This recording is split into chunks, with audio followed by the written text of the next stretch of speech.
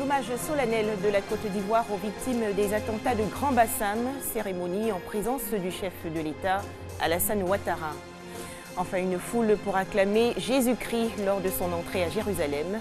Le dimanche des Rameaux est célébré aujourd'hui.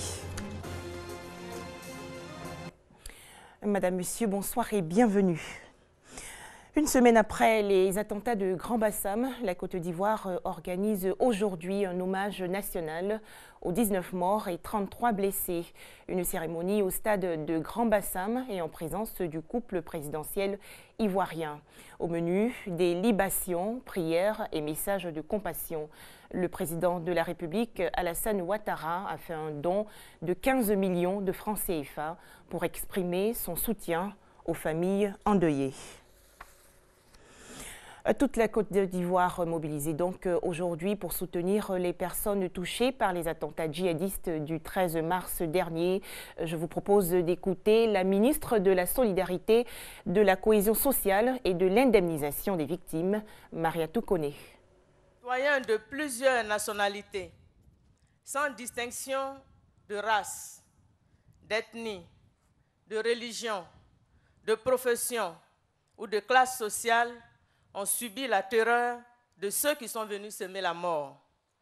Des hommes et des femmes ont perdu la vie ou risquent d'être handicapés pour toujours par les séquelles de leurs blessures physiques et ou morales.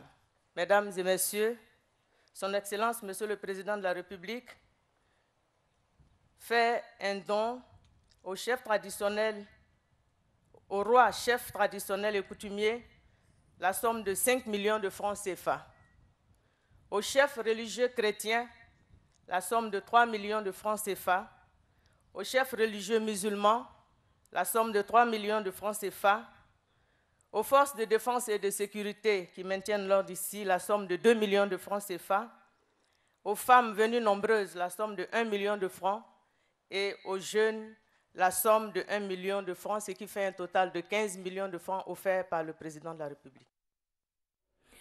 Plus jamais d'attentats terroristes contre la Côte d'Ivoire. Selon le ministre de l'Intérieur, Ahmed Bakayoko, le pays va accroître sa capacité en matière de surveillance et de sécurité. Ahmed Bakayoko a également annoncé que l'enquête sur les attaques de Grand Bassam progresse. Je voudrais vous exprimer nos admirations. En tant que chef suprême des armées, vous avez personnellement coordonné toutes les opérations dès que l'attaque a été déclenchée. Et les décisions que vous avez prises ont permis le dénouement rapide de cette situation difficile. Excellence, Monsieur le Président de la République, une fois encore, votre engagement et votre courage ont préservé la Côte d'Ivoire, notre beau pays, d'un désastre qui pouvait avoir de bien plus grandes conséquences humaines. Yako, Ifo à vous. Yako, Ifo à Madame la Première Dame. Yako, Ifo à toute la nation. Les terroristes veulent nous voler notre mode de vie. Ils veulent pratiquer l'exclusionnisme religieux. Ces soi-disant érudits veulent nous sanctionner en nous tuant. De quel islam se prévalent-ils, eux qui ont tué des musulmans? Car parmi les victimes, il y a de nombreux musulmans.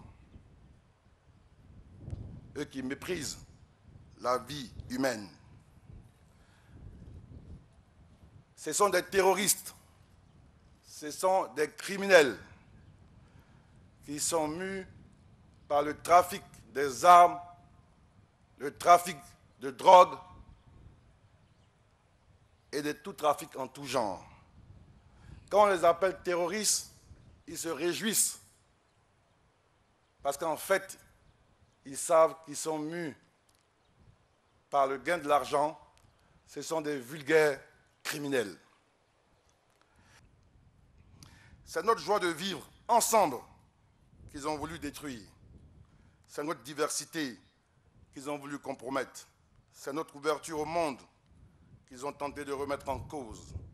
C'est notre ardeur au travail qu'ils ont voulu freiner. Ce sont les lueurs d'espérance déversées sur notre pays, sur lequel ils veulent faire ombrage.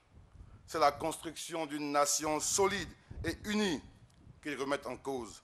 C'est l'âme de notre pays qu'ils ont voulu corrompre. Mais nous restons debout. Une marche dans les rues de Grand Bassam pour dénoncer le terrorisme. Des journalistes, artistes et autres hôteliers ont rendu hommage hier aux 19 morts et 33 blessés des récents attentats terroristes. Les précisions de Alexis Ouedraogo.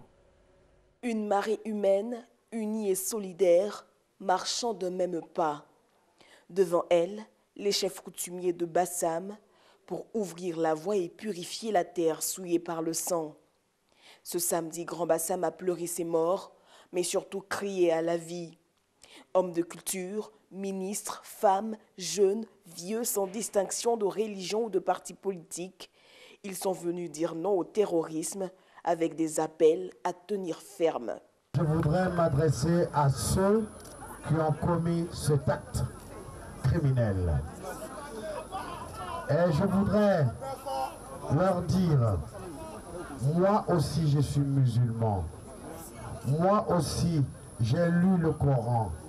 Il est écrit, tu ne tueras point, parce que la vie humaine est chère à Allah. Ne cédez pas à la peur et à l'intimidation. Je pense que ça... Des messages qu'approuvent les marcheurs venus nombreux. On ne vit qu'une seule fois, alors mon ami, applaudissez pour vous, s'il vous plaît. Bassam reste toujours debout, la Côte d'Ivoire reste toujours debout. Bassam est toujours debout. Il y a bien eu une attaque, mais nous n'allons pas croiser les bras. Il faut que tout le monde reprenne le travail, dans la confiance et dans l'espoir. Je suis venu marcher pour montrer que nous, les Bassamois, nous sommes forts, nous sommes toujours debout. C'est un sursaut national. Nous sommes ici pour montrer que nous restons debout, nous restons sereins et que ce ne sont pas ces barbaries d'une autre époque qui vont nous faire reculer. Des gerbes de fleurs ont été jetées à la mer pour le repos de l'âme des victimes. Et c'est la fin du chapitre relatif aux hommages aux victimes des attaques de Grand Bassam. Allez, un sujet plus heureux à présent. Le Christ retourne à Jérusalem et la foule a tapissé le sol de rameaux verts pour acclamer Jésus lors de son entrée dans la ville. Le dimanche des rameaux a donc été célébré dans la joie aujourd'hui par les chrétiens catholiques. Ambiance chaleureuse dans deux paroisses de la commune de Cocody, Notre-Dame de la Tendresse et Saint-Joseph Artisan. C'est un reportage de Patricia Omo-Etia. Chaque année, l'évangile de l'entrée triomphale de Jésus à Jérusalem donne tout son sens à la fête des rameaux. La foule revit les moments où elle accueille Jésus dans la cité de David.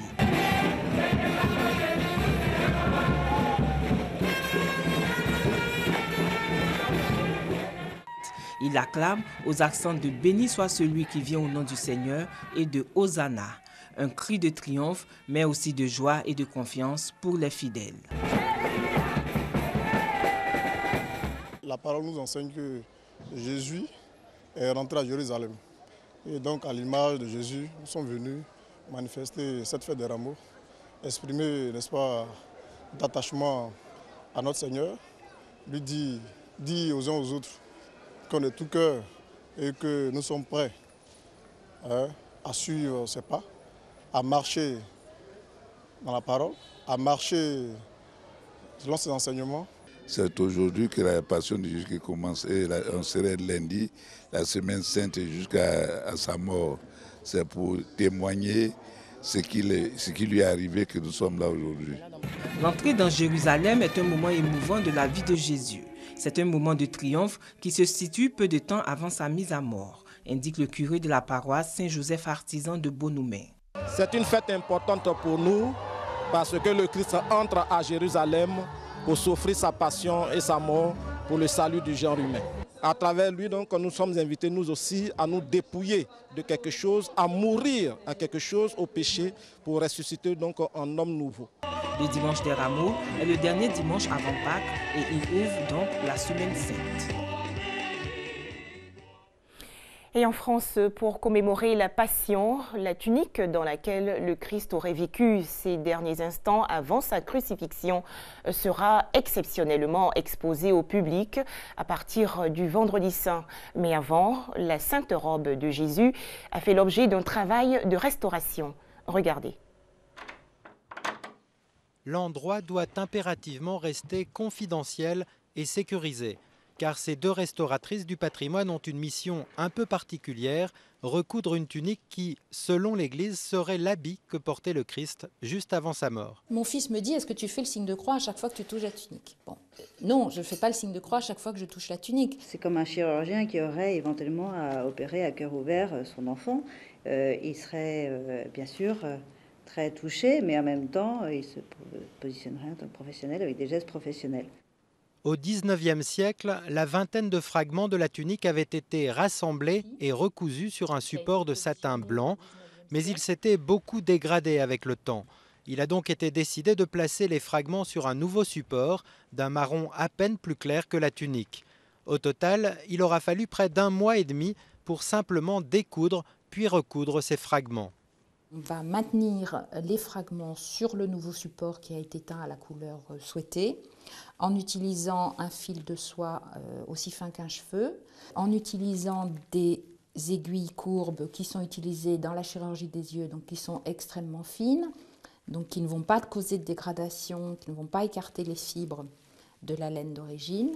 L'origine du vêtement, c'est la grande question qui plane autour de cette relique, qui sera exposée dans le cœur de la basilique d'Argenteuil, la ville où elle aurait atterri il y a 1200 ans.